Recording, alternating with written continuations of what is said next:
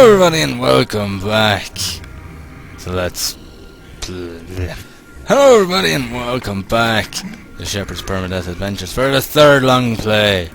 So we have just started off on the second floor of this place, and let's see what we can find. Now, these long plays are kind of going in sequence, and I'm doing them before you guys are able to hear them. So I'm just gonna, you know, I really enjoyed doing the last episode, and you know, just sort of, you know, having a topic to talk about and that. So we're gonna have another topic today, and the topic we're going to talk about today is basically gaming in general and how it has changed over the years. Like, you know, I sort of semi-touched on this last time, talking about Might and Magic, and you know, the fact that how it changed as the series went on, and you know, what was possibly its demise for 3DO. Again, if that is the developer. But yeah, I think I just thought, you know, we'd talk about something, or well, there's nobody else here, so you know, I'll sort of talk about just how I feel games have changed over the years, and really, like, I find that, you know, I'm going to go back to, you know, the early 90s and how games were back then, and you know, they were so much simpler. You know, it wasn't about graphics back then. A lot of it was, you know, about the game as opposed to the graphics, and that is one big difference between the gaming today and the gaming in the 90s. It was never about how good your game looked. You know, if you had a game that looked fucking good and had a really good, you know, graphics and visuals, that was a bonus. But it was all about the games back then, and when I was a kid I didn't give a shit about graphics. You know, I just went with it. You know what I mean? All I cared about was whether a game was good or not. And you know, some of the most graphically simple games were some of the most fun games out there. One of my favourite childhood games was what would have been Pac-Man. It was one that I loved very much, and you know, my dad was never a gamer. Like, you know, he's completely, you know, technologically incapable. He wouldn't be someone that would be able to, you know, he wouldn't have any advanced knowledge of computers or mobile phones or anything like that. Like, the only thing you could do is maybe turn on the computer, and that's about it. And he used to love watching me play Pac-Man and a couple of other games like Dizzy, and you know, sort of those more simple games that came out in the 90s.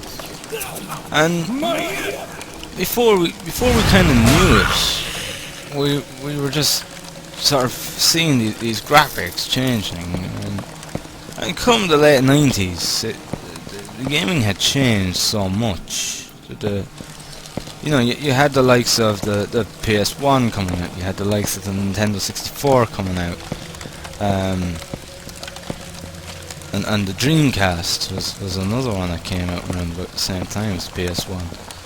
And gaming was changing, because, like, you know, I know back in the early 90s you had your Sega Mega Drive, or Sega as some people call it. I don't know why, when Sega is actually the correct pronunciation, I believe.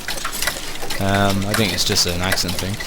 But, you know, it was kind of, it wasn't until the PS1 that games began to sort of mainstream console.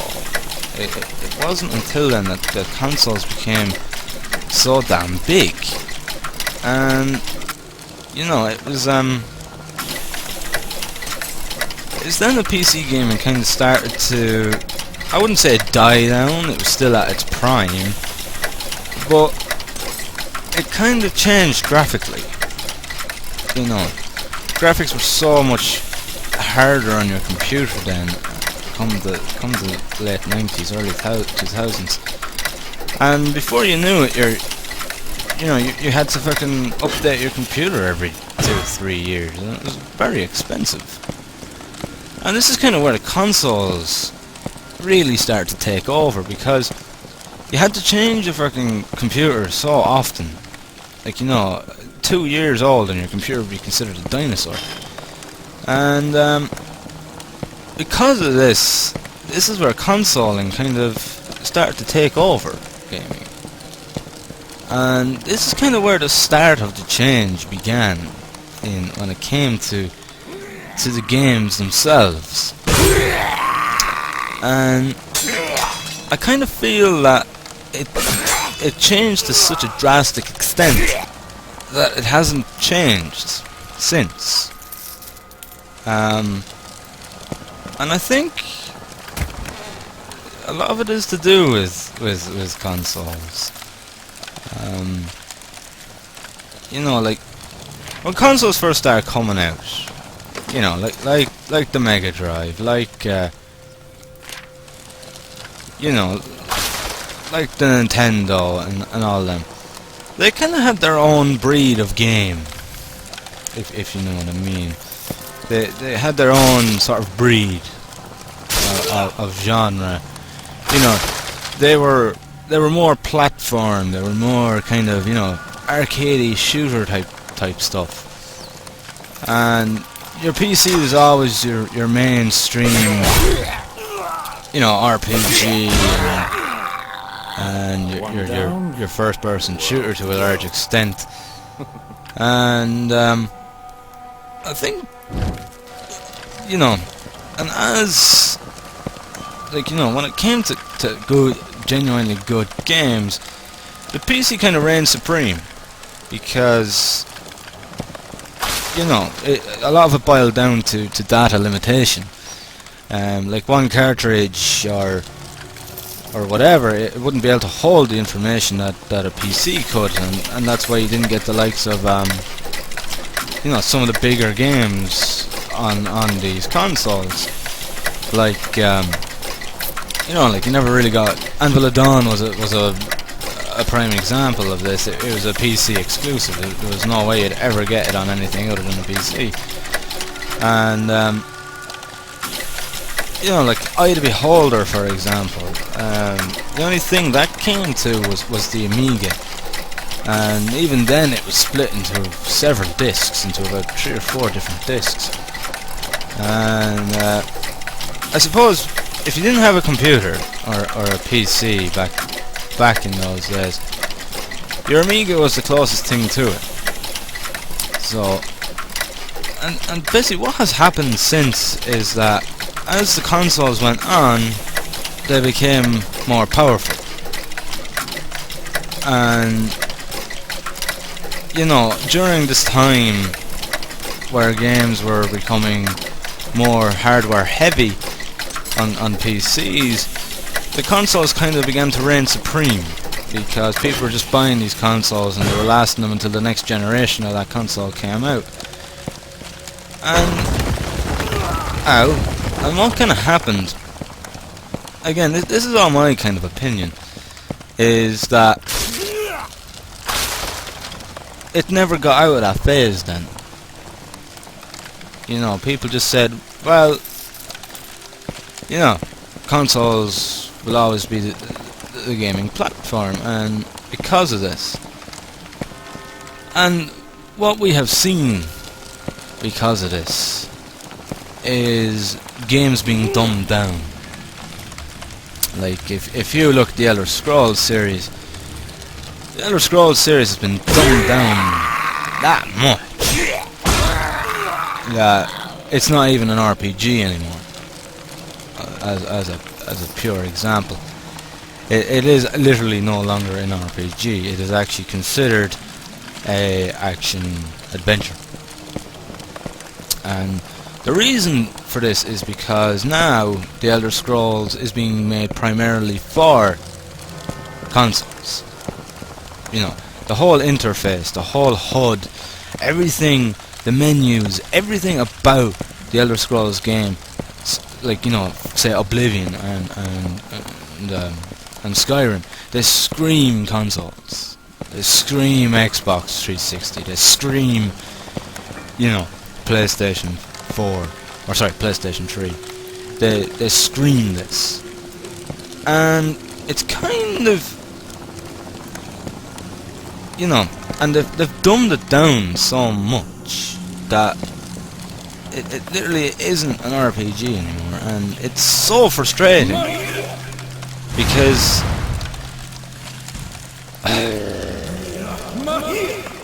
what is basically happening with games today, and it's mainly in the AAA industry, is that we're getting unintellectual,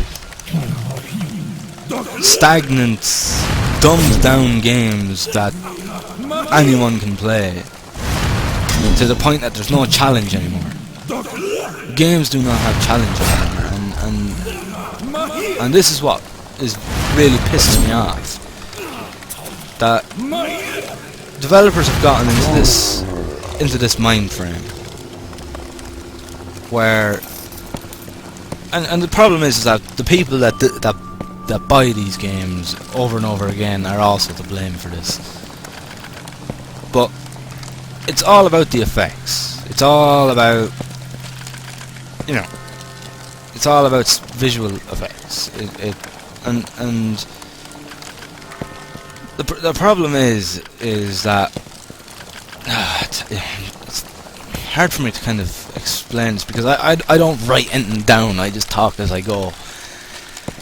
It's kind of like where the intellect behind games is gone. Apart from indie developers, the intelligence behind it, the imagination is gone. Like mainstream RPGs these days that the AAA industry are shipping out are absolute shit. I mean, like, you could barely call them RPGs anymore.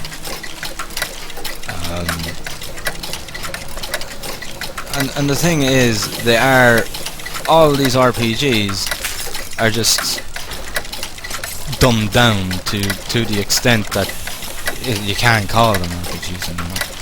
And it's because of the consoles that this is happening. Like, you look at Daggerfall. Like, Morrowind was the last game that could have been called in the Elder Scrolls series an RPG. But even that was dumbed down from Daggerfall quite a lot, actually.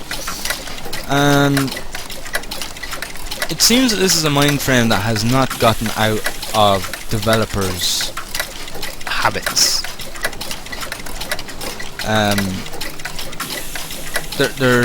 It's just they're dishing out the same shit time and time again, same shit over and over again. And in a way, I can't really blame them, because, you know, we're making money out of this, and all we're doing is the same bullshit again and again. And sure, everybody's going for it. But so to a point, I can kind of see the developer's point of view. But this is why the indies are reigning supreme, because they're bringing out intellectual games that the more sort of like, you know, I don't want to use the word intellectual people, because that would be a little bit, you know, that would be a bit wrong. But the more thought-fueled people and gamers, they've been craving these games for so long. You know, like, you don't get point and click adventures much anymore. For example, the only real time you see them anymore is on the indie scene. And like point and click adventures are they're games that require thinking. They are games that require thinking. And there are so few games out there now that are like that because of gaming being dumbed down. And because gaming has been dumbed down so much, developers have lost their imaginations to the point that everything has to look realistic. There was nothing wrong with those silly games back in the 90s. Like, look at Rayman. Rayman was as silly as a game can be, but it was fun. Super Frog. A platformer where you're a frog that wears a cape and he's a superhero. It was stupid, but it was fun. All these kind of ideas are gone. And it's all because it's all about graphics. The companies just focus so much on the visuals that they're just losing us. They're losing their imagination. They're losing their thoughts behind it. They're like, I cannot remember the last time I played a fucking first-person shooter that actually had a story behind it. Not some sorry excuse of a storyline, but a genuine story. Where, you know, I mean, first-person shooters just don't have stories behind them because the companies focus so much on the combat and the graphics that they don't focus on story, and you get this mediocre, predictable, shitty story, and it drives me up the fucking wall. Like, what happened to the day of storytelling in gaming? What happened to the day where we get stuck into a foreign world where we could just portray ourselves as the hero or this person in a struggling world? What happened to them days?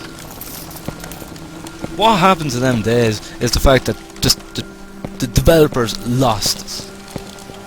They just want to do the same shit over and over again, and all they want is fucking graphics. Because people, it's like people have become so shallow-minded in the world today that they have no imaginations anymore. And it's like they're terrified to try anything new. And I've seen it time and time again. I mean, there is only so long you can do the same shit before it starts to break. And a perfect example of this is a small company that called Sigma Team, and some of you might know this if you've watched my other let's plays other than Malevolence. Sigma Team basically made the Alien Shooter series and the Zombie Shooter series, and they've gone along with what they know for so long. Like, they've got Alien Shooter 2, Alien Shooter Conscript, Zombie Shooter 2. They're all technically the same game. Alien Shooter 1 started it off. Alien Shooter 2 is a prettified version of it with a bit more depth in the RPG side of things. And Zombie Shooter 1 is basically a pretty version of Alien Shooter, but with zombies. And then somehow they completely fucked up the second Zombie Shooter. And I think it's the fact that they've been so used to doing it for so long that it was only a certain amount of time that they became so comfortable with the idea that they messed it up. I mean, Zombie Shooter 2 is a mess. It is a mess. It is a disaster compared to Sigma Team's general standards. The game is supposed to have voice acting in it. It's even got in the sound menu voice volume. There is no voice acting in the fucking game, despite the fact that it's in the menu. They just took the soundtrack from Alien Shooter 2 and slapped it into it. Even some of the levels are identical to Alien Shooter 2. They got so comfortable with their idea that they became lazy. And all they got is a buggy, shitty game that we've already played. And this is the way that the industry has kind of gone. It's just lazy, and it's kind of gone to the stage that there's two types of developers. There's those that go too far where they don't fix what isn't broken, and eventually they end up with something broken. And then there's those that care about nothing with graphics. And as I said in the last episode, due to my time, so much time playing console gaming, it got to the stage where I lost interest in gaming. I was losing interest because everything I was playing, no matter the title, it just felt the same to me every single time, over and over again. I was just playing the same crap over and over again. And I got to the point that I got sick and tired of it. And again, it was only thanks to finding Malevolence and learning about this indie scene that was booming, because I was completely oblivious to it at the time.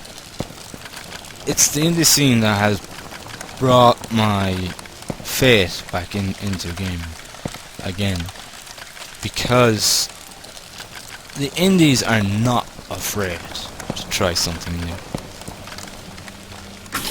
Like there are some weird fucking games out there.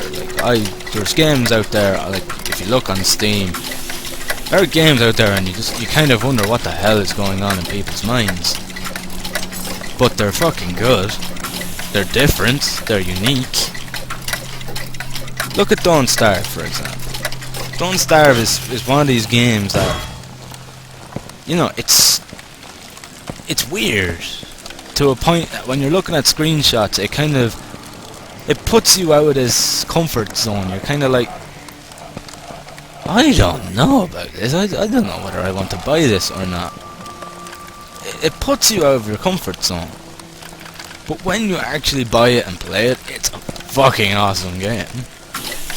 Because it's so different. Nothing has been done like it before. It takes imagination to do that.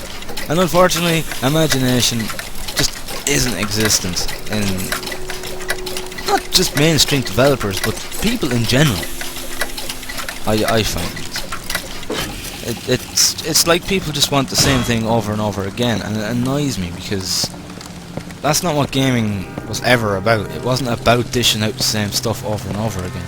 It was about bringing things.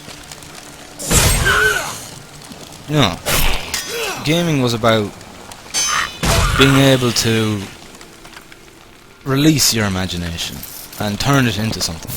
It was about letting your imagination go wild. That's what gaming was about.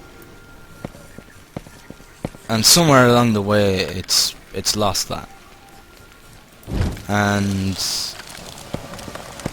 to a point, I blame consoles, because through the years when the consoles weren't able to handle what PCs were able to handle, they went and dumbed down things, and the developers never got out of that idea of dumbing things down. I mean, Malevolence is the first RPG that I can call a proper RPG that I've played in years.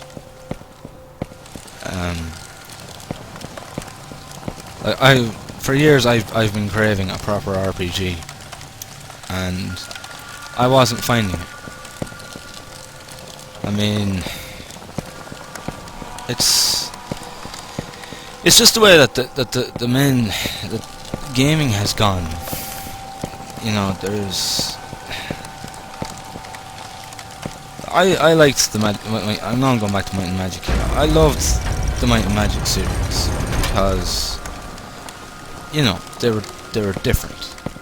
They were different. But it's like all these different companies are making all these different games, but they're not different in any shape or form. They're technically the same game, just different characters, different world, different engines, or whatever.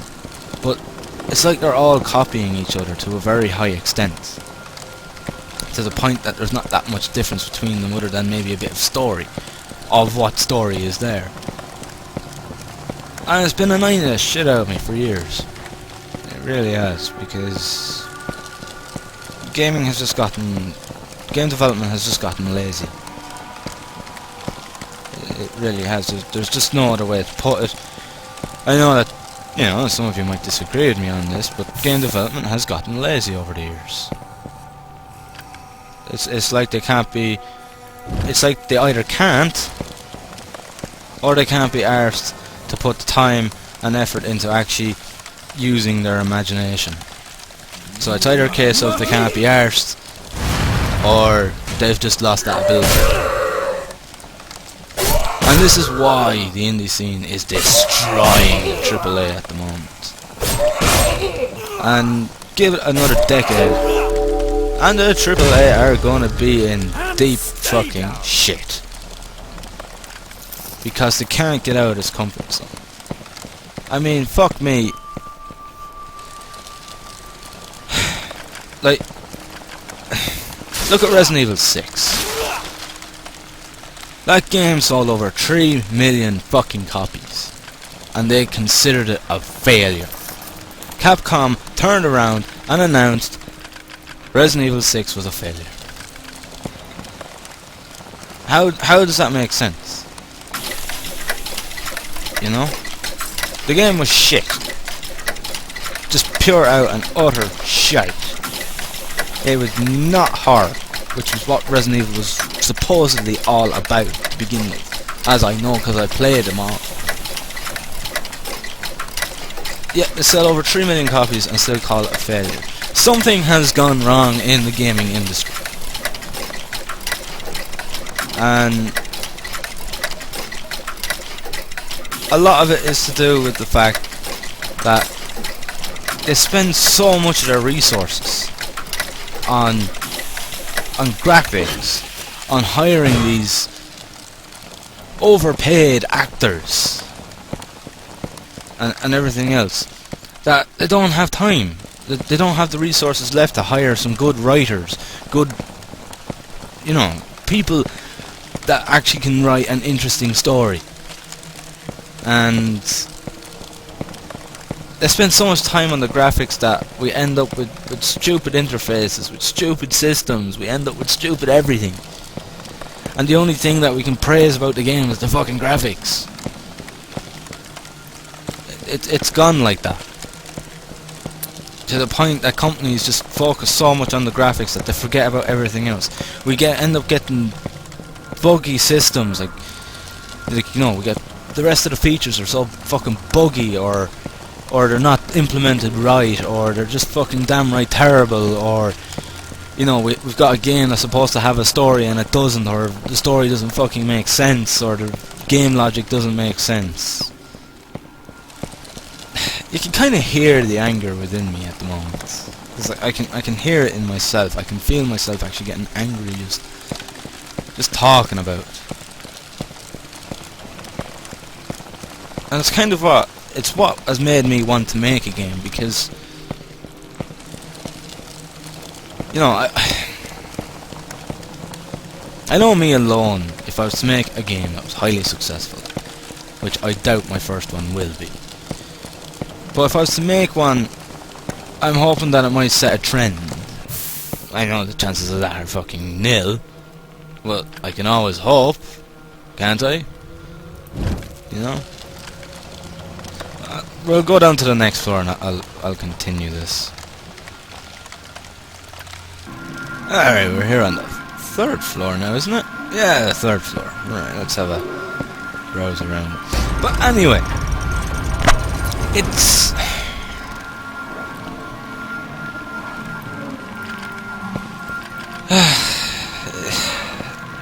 I mean, perfect example of a game that had huge potential, but just didn't do it because it was all graphics, and that was Rage, which was using the id 4 engine. And the thing is that it was fantastic. Like, the graphics were like nothing I have ever seen before and haven't seen since. It was like Doom 3 back in 2003, I think it was. Doom 3 had graphics that are still not met today. Its graphics were so fucking good that no engine has come close to the Doom 3 engine. Even the Unreal 3 engine has trouble keeping up with the id Engine 3 that they used in Doom 3. And like, Doom 3 was a good game. Its story was, you know, pretty basic, but you know, it was amazing back in the day. And the storyline wasn't too bad. You know, it wasn't fantastic, but it was at least a storyline there. And then you get Rage, which, you know, it's John Carmack all over. That's what Rage is. The only reason that Rage is a good game is because it's half a good game. Is because of John Carmack and his engine, and the fact that they can pull off amazing physics and amazing graphics, like, to the extent that it's a living, breathing world, like in real life. It's as close as you're going to get. But the game had no story in it. There was no actual story in the game until halfway through it, and then it just ends abruptly. It was like, right, we don't know how we can drag this out anymore. Sure, we'll just fucking finish it. And the ending is atrocious. It's the worst ending since Unreal 2. It's just... it's another one of those examples of where graphics and everything else is just taking over, and gaming is being dumbed down and dumbed down and dumbed down because all the resources are spent on the graphics and making it look good and feel good, and then we end up with fuck all story. We end up with fuck all the features that we haven't already seen 50 times over, and this is kind of what happened to the Might and Magic series. As I discussed last time, it was just they just tried making them prettier and prettier and prettier, to the extent that they forgot about everything else. They forgot about what made the Might and Magics good in the first place. And it's kind of the same now with other games. Like, it seems like companies have forgotten what makes RPGs good. They've forgotten what makes first-person shooters good. They've forgotten the roots to gaming and what gaming was about. There's no love put into AAA gaming anymore. It's just, I know this might sound fucking cheesy and wimpy or nerdy or whatever you want to call it, but back in the 90s there was love put into games. When a company made a game, there was love put into it, and you could see it down to the very detail. But now there is just no love put into gaming at all. The only love you're going to see in gaming is indie titles. Just look at Malevolence now. I'm sitting here playing Malevolence, and I can see the sheer amount of love that Alex has put into this. But all that's happening now in the AAA industry, and it's even affected some veteran indie developers. That there's no longer, it's all about the money, not about the game. And stay down. Like, obviously it doesn't feel the same way to a lot of other people, but to me, I feel I'm being cheated out of my money. I feel I'm being scammed out of my money, because I'm just being handed the same crap over and over again. I mean, if you had the same meal every day for 3 months, you'd soon get pretty fucking pissed off with it, to the point that you wouldn't want it anymore. And the same kind of applies to gaming, in a kind of strange way. To the point that if you're fed the same shit for enough amount of years, you lose faith in it. And I've been discussing this with a friend of mine, and he said he's the same.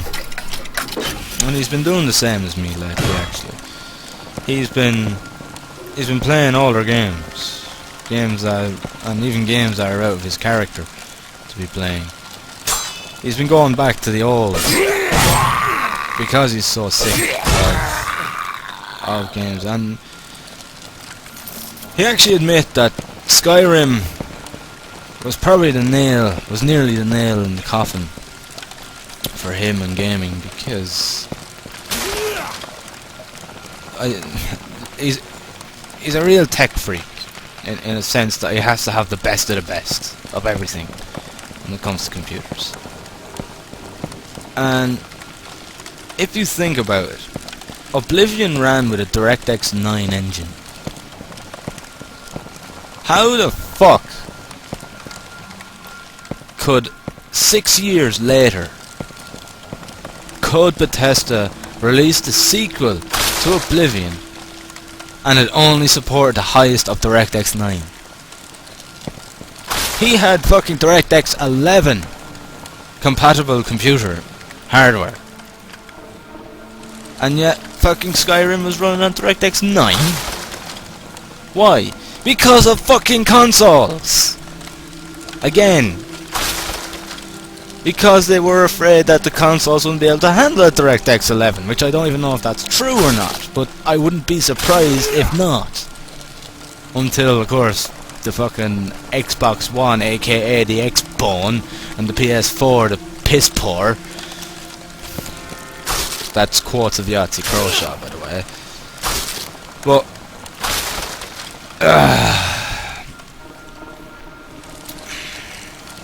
it's just frustrating. It's annoying, frustrating, and downright demoralising to watch how games have just become so shallow. I mean, look at the likes of the first Deus Ex. It wasn't the graphics, because the engine was old. The engine was actually the Unreal 1 engine that was using that, and Unreal 1 came out in about 97, I think it was. So it wasn't a new engine they were using. It looked pretty choppy, pretty blocky, and, you know, the voice acting was pretty cardboard. The storyline had more fucking conspiracies in it than you'd find in anything else. But it was, the level design was a little bit boring. But it was the freedom that you had without it being a sandbox game. You know, I liked the way it was done differently, to the point that when you started off Deus Ex, you were shit at everything. It was as simple as that. You were shit with pistols, you were shit with fucking shotguns, you were shit with every weapon. And you had to basically choose your weapons wisely and build your character around them weapons and around that type of weapon. And you know, to the point that you'd go scouring every corner of each level just to try and get those extra skill points to stick in to make your character a little bit more efficient. And that is what made Deus Ex so fucking good. There's multiple choices around everything you did.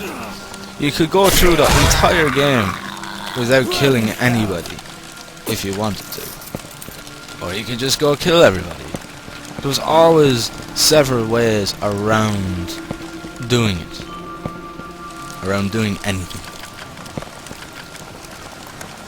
And there hasn't been a game like it since. Just damn right out straight. There has not been a game like it since. Deus Ex Invisible War was a piece of shit. The sequel to it. It dumbed it down again. Again, it was dumbed down, and it was more of a fucking shooter than it was anything else. And even that, the shooting was pretty shit. It's just...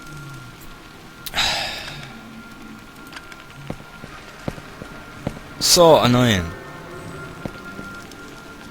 It's really, really annoying. And I don't know. I just don't know. And this is what I mean by games just being shit these days. And it's up to the indies. It's up to the indies to produce something fucking good. And that's exactly what they're doing. Ah, it's so annoying. It really is. Like, you know. And occasionally you got this really good game that came out, and you know, it might have been a one-off, or it might be just, you know, the company just didn't make it because it was so fucking different to what people are used to that people didn't fucking buy it. And people just trashed it to the ground because it wasn't their norm. It was out of their comfort zones or something like that. I mean, Titan Quest, in my opinion, the best ever action RPG of all time. It outdoes Diablo 2, which is considered the king of action RPGs. I will continue this in a second. There we go. Right, so we're on floor 4 now. But yeah, Titan Quest is, in my opinion, the best ever action RPG ever created. And I know I am going to get a lot of people turning around to me and watching this, and they're going to say, "Yeah, fucking idiot, Diablo 2 is the best game ever," so on and so forth. Well, you're wrong. Titan Quest and its expansion is by far the best action RPG ever, and it was a once-off. There hasn't been another game like it since. Until Grim Dawn, of course, which is being made by what used to be Iron Lore Entertainments, or at least a large group of them.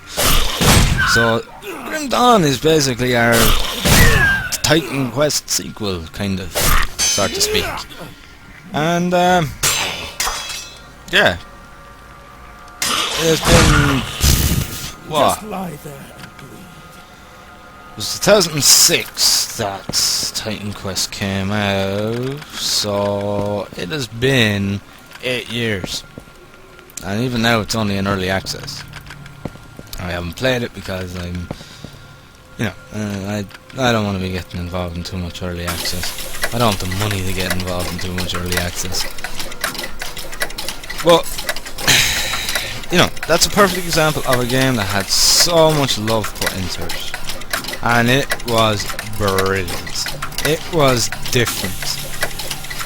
You know, it was genuinely different in so many ways. And I know you're probably thinking, how can you make an action RPG different? It's kind of hard for me to describe without me ranting on about Titan Quest for the next fucking hour. But they just did things differently. They made grinding enjoyable for a start. Like they made the drop rates They made the drop rates friendly.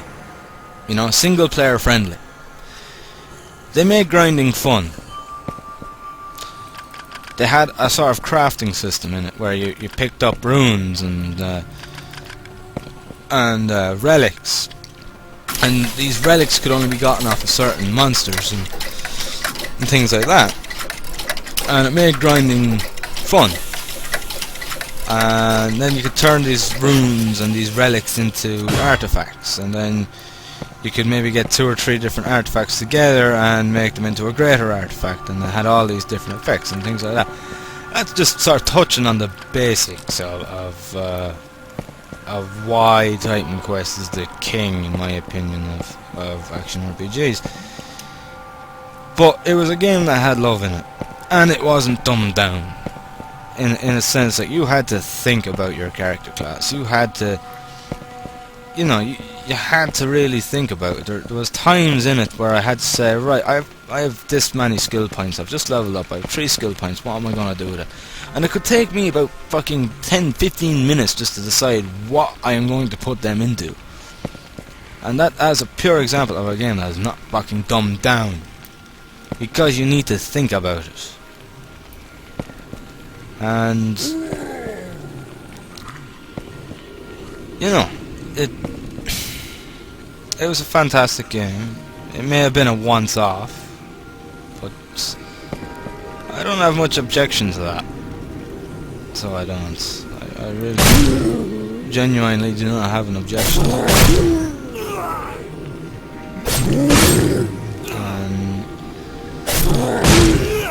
And you know, games are being made. It kind of boils down to this. Games are primarily being made for console players as opposed to PC now. Like it's not just the graphics, but the entire games are just being dumbed down because they need to be able to put them onto console. It's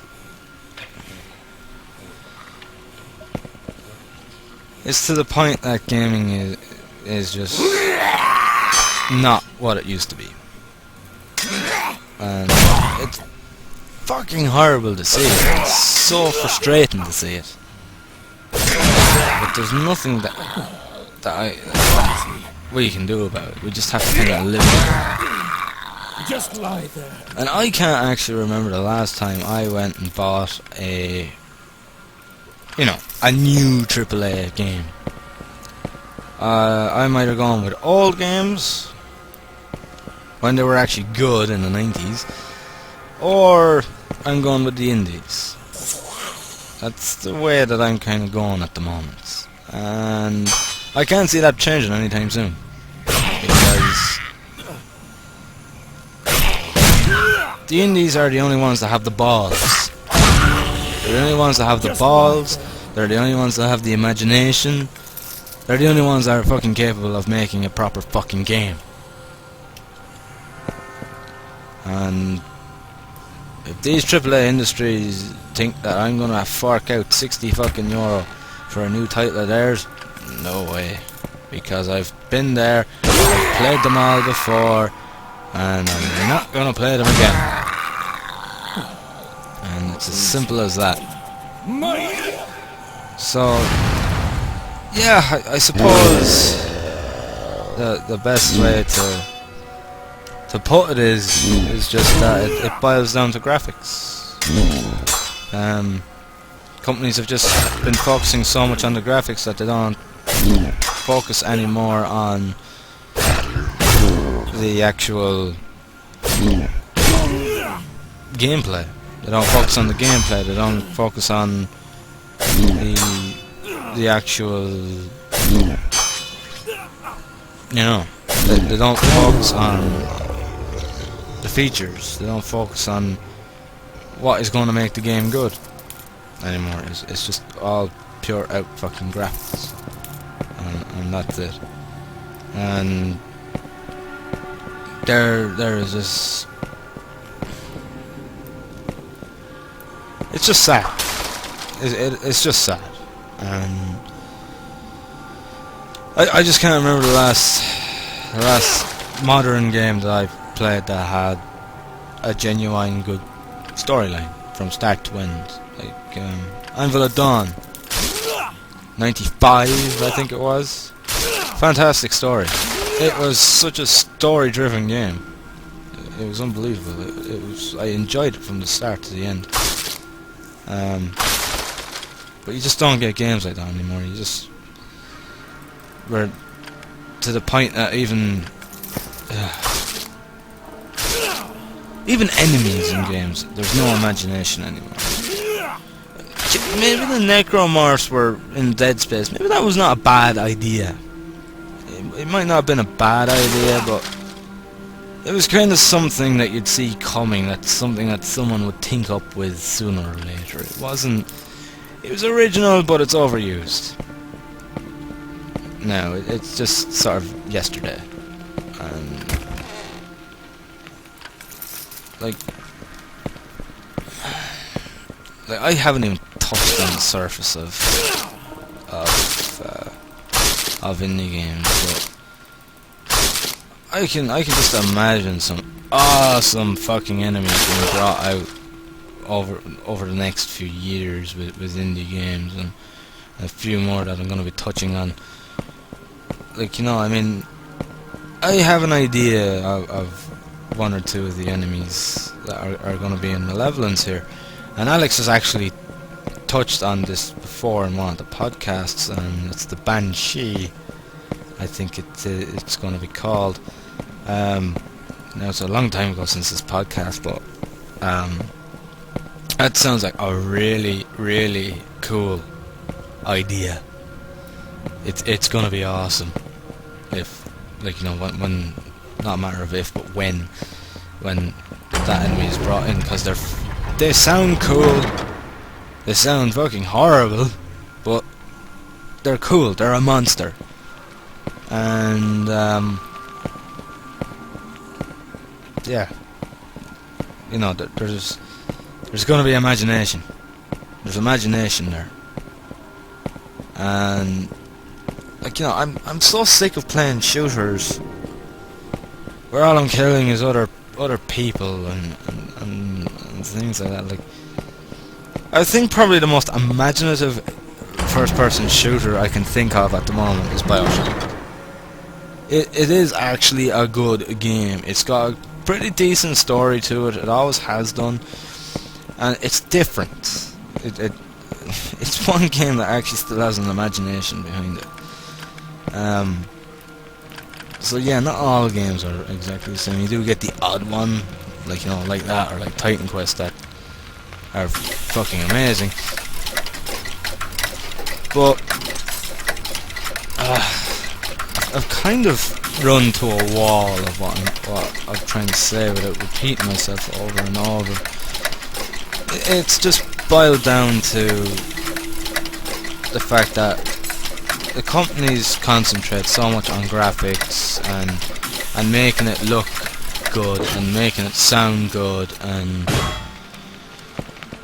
everything else, that they don't look into it and see if it's fun or not, or what makes it fun, or anything like that. It's gotten to the stage where it's not like that anymore. It has just gotten to the stage where, you know, they don't care. It's like, it's almost like nobody tests anymore in the AAA industry. It's gotten to the point that they just simply don't care anymore. It's stupid. It really is stupid. It's all about money, graphics, sound effects, and just dishing the next game out. There's no love there. There's no imagination there. There's nothing there in the AAA industry. It's just bland and boring. And a lot of it is to do with the consoles. I blame a lot of it on the consoles, because games were starting to be dumbed down so that companies could kind of, you know, cross-port over to these consoles as well as PC, and it's never changed since then. It's highly annoying. So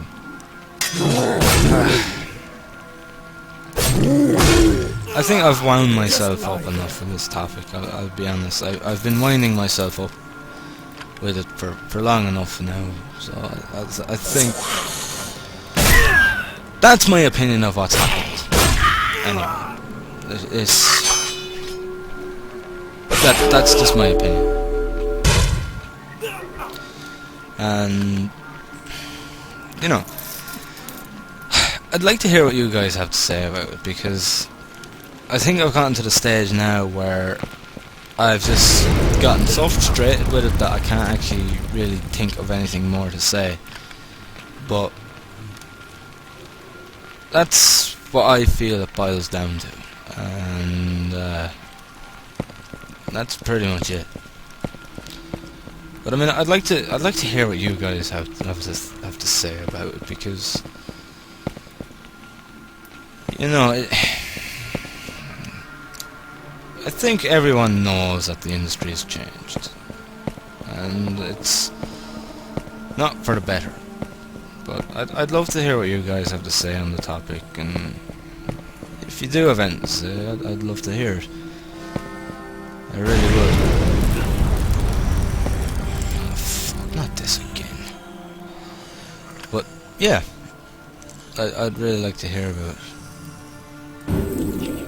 But anyhow, allow me to talk about Malevolence for a minute, since we got a bit of time left, and I've practically spoke about the topic of this episode to the point that I'm fucking angry.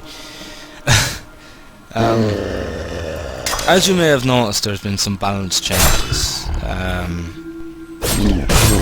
Now, as you can see, I'm not really having a hard time at the moment.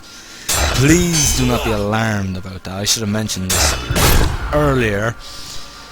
But this is down to, at the moment, there's being new balances kind of tested out, and this one is kind of a little bit extreme, I think.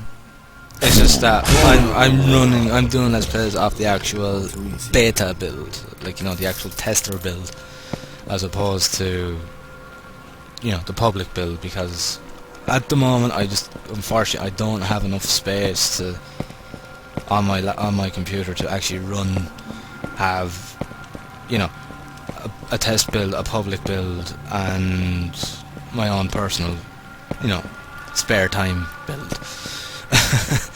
I just don't have enough space at the moment, so I am running it off the latest build. There is being sort of the testers are kind of just, you know, balancing around with things, because, you know, just trying to figure out a way of making it a little bit more balanced.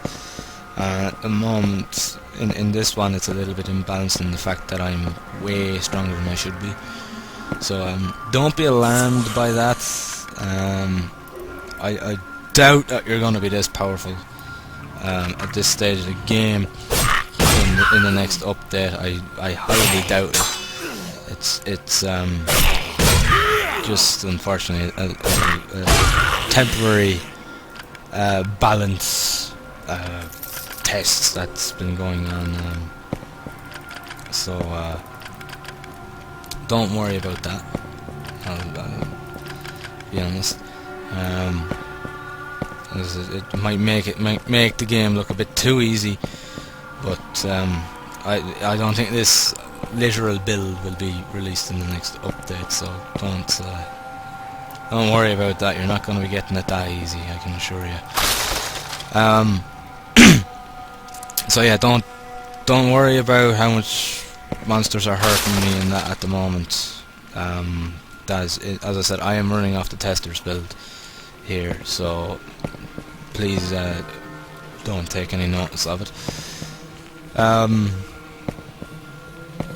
I believe that the next build, which includes the banks and the quest, is going to be done pretty soon. The banks are pretty much done, from what I can tell, and you know, okay, there is a trap there. Shit. Oh, the goblin's on here now. So yeah, don't worry about this. The fact that I'm fucking plowing through minotaurs and ogres at the moment, just ignore it, because it's most likely not gonna have it as easy as I'm having it now. But I've kind of run out of things to talk about now. I genuinely have. I'm kind of all out of steam at the minute.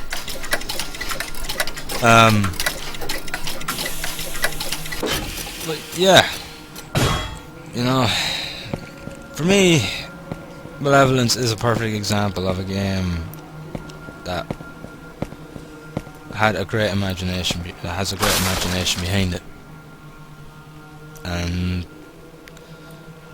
you know, you can see that Alex knows the roots to gaming. You can see that he knows the roots to what makes a good game.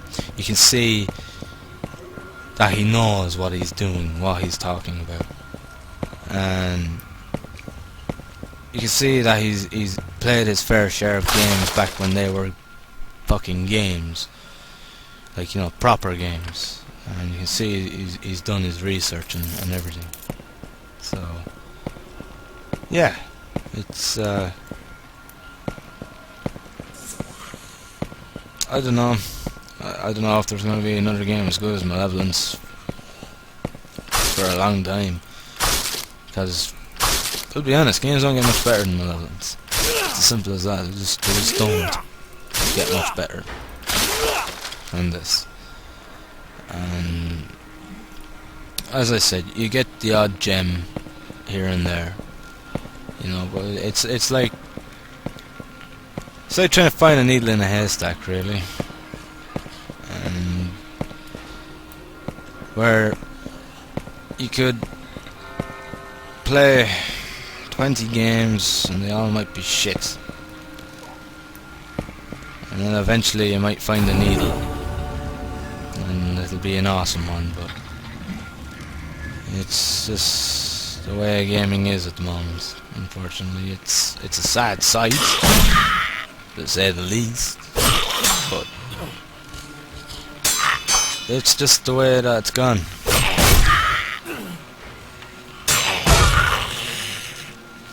Alright, my strength is starting to outweigh my wisdom a little bit too much. I'm gonna start blasting out the magic again, I think. But yeah, I think I'm gonna finish off this floor and then I'm gonna leave it at that, guys, because I've been nattering long enough, and unfortunately the dinner does have to be cooked at some stage. But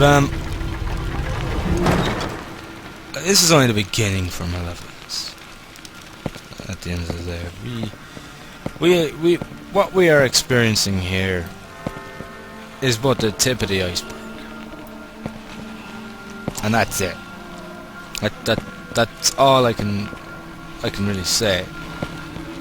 We are but touching on the tip of the iceberg at the moment, because Malevolence is going to be far more than what it is now, and already it's a fantastic game, without a doubt. One of the best I've played in years, and you know, like, Alex has just so much planned for this, and it's gonna be something really special once it reaches 1.0. It's gonna be awesome. And as I said, we've only seen the beginning so far of what is in store with Malevolence. And It's been interesting to see Malevolence grow. It has been. It's been an interesting journey, despite the fact that there's still much more to go. But it's been interesting seeing the game build from, from its basics. Like again, I haven't been testing from the very get-go, but to see it from its first public build to what it has become now, it's quite an amazing thing to see, and it kind of gives you a good insight into games and how they work, and I've learned quite a lot from it when it comes to even making a game. I've learned a lot along the way. Malevolence has kind of opened my eyes more with the gaming industry, because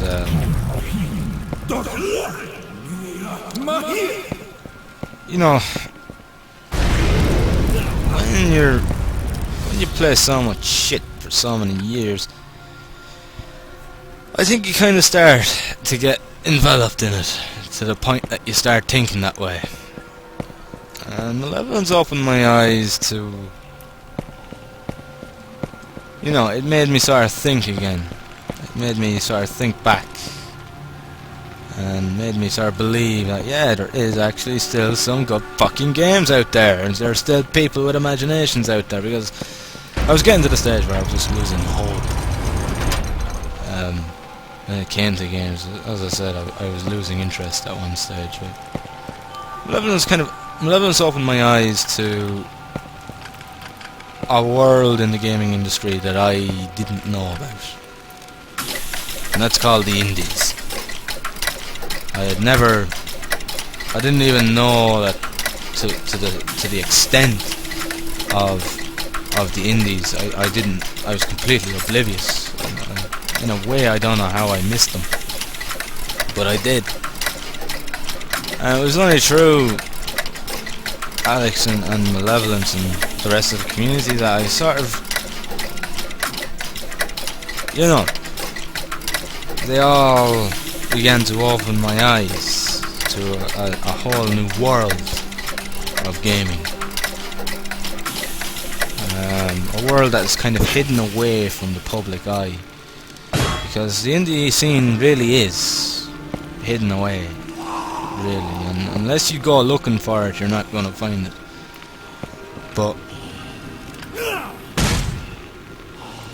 because the public eye is taken up by all the AAA industries with their fucking banners, their TV ads, and everything else, that the little guys are kind of hidden away in the internet. And only over recent years, thanks to Steam and Greenlight, even if Greenlight is a bit of a broken fucking system, it's only now that they're starting to become more publicly known. And it's interesting. It is interesting, without a doubt. It is interesting. And I'm grateful for all the Malevolence and this community to actually opening my mind and, well, my eyes, I should say, to the fact of being able to see that there's a different breed of developer out there now, and they're called the indies.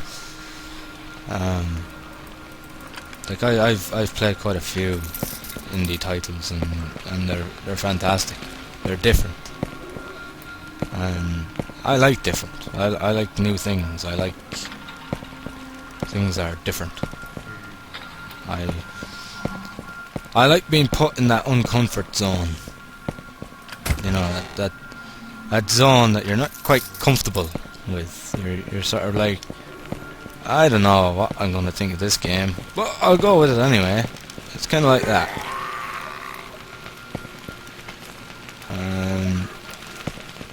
In a sense, I kind of like being in that zone, because generally those games have something that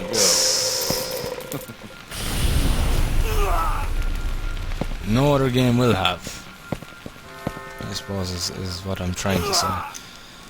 It'll have something that no other game will have. And I love it. I love the indie scene. I love the indies. They're brilliant. There are some, you know, pretty mediocre kind of titles out there too. I'm not saying every indie developer is extremely talented and can make fantastic games. Like, you know, there are some questionable ones that are, you know, not that fantastic. But, you know, it's nevertheless, you know, there's far more better indie games out there than there is fucking AAA. Let me just put it that way to you. You know, that's kind of the way it is. Right, now, Gazette here, Poison Antidote.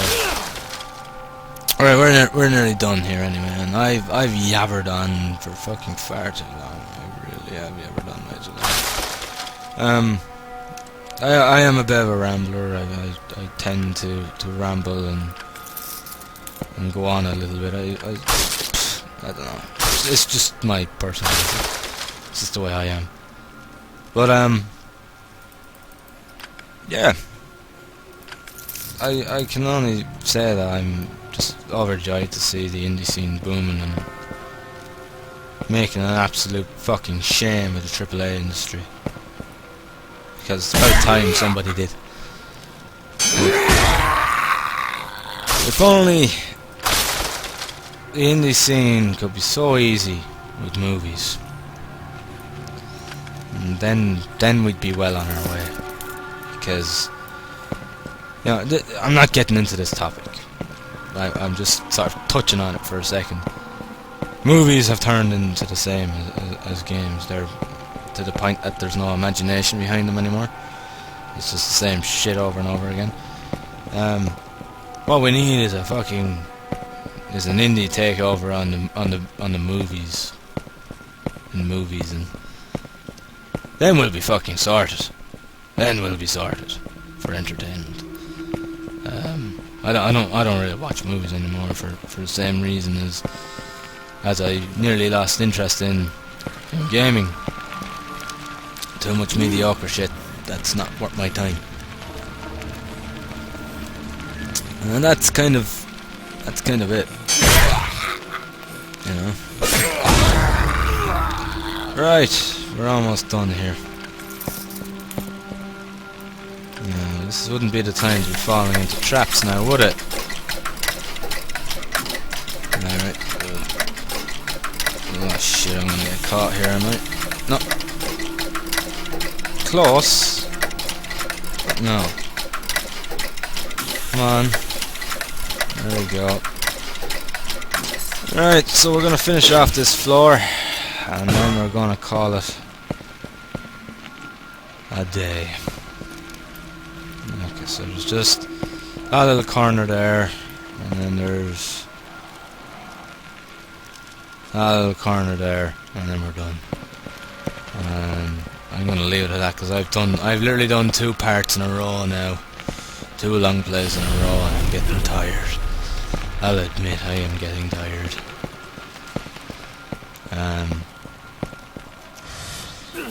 Fuck it. I'll just rest.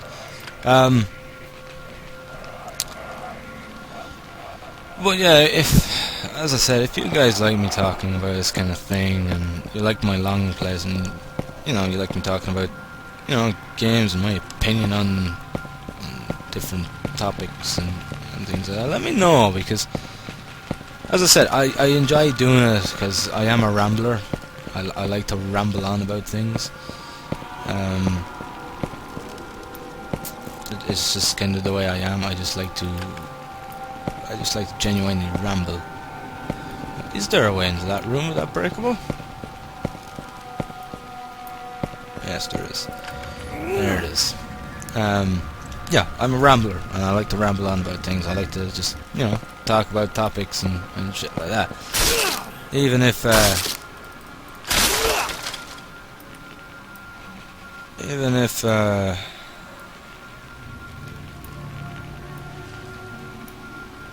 it's just me talking into a microphone was doing a let's play. Even if it's just that, I still enjoy having a ramble. Nevertheless, so let me know. I'm rambling. I have no idea what I'm going to talk about in my next topic. I have a couple of days to think about it before I do the next one. But yeah, I don't know. Hopefully one that won't anger me as much as this one did. But yeah, I'm gonna have to think about it. I'm gonna have to think about it as to what is the next one I'm gonna talk about. I have a few ideas, but nothing that I can say that I'm actually gonna do it. But yeah, it's something I'm gonna think about. But yeah, I'm not sure how long I'm going to keep this season going, because for RPG season I'm going to have 4 long plays and I'm going to have 20 standard episodes of Let's Plays for this season of Shephard's Permadeath Adventures. So I don't know exactly how long I'm going to go on with this one. At the moment I'm kind of liking it, but no, I don't want to go too long. Because I can't do too many build updates, otherwise it kind of can become incompatible and just fuck up everything. So I might, you know, I might sort of end this one come the end of RPG season and then we'll start off again. I was kind of, you know, wondering about doing more seasons of Shephard's Permadeath Adventures, but since I've started this whole topic thing going, where I'm talking about various things whilst doing it, I'm kind of thinking of maybe doing more seasons. Because at one stage I was feeling that they were getting a bit stale, to the point that, you know, I thought I was starting to get boring doing Let's Plays of Malevolence. I thought that, you know, maybe you're starting to getting pissed off of listening to me, because I never really had anything new to say, apart from the odd update here and there. So now that I kind of started this topic thing, it's kind of making me wonder, like, if you guys want me to, of course, if you can sort of accept me to ramble, you know, I'd be happy to do a couple more seasons, and I'd be also happy to do a couple more long plays too. But we're just done here now, so I am going to leave it at that. I'm going to break open this box and then that's it then. So yeah, let's leave it at that. So thank you very much for watching, guys. I hope you've enjoyed the video. And we will start on the 5th floor in the next part. So, thank you, and I'll see you in the next one. Thank you, and have fun.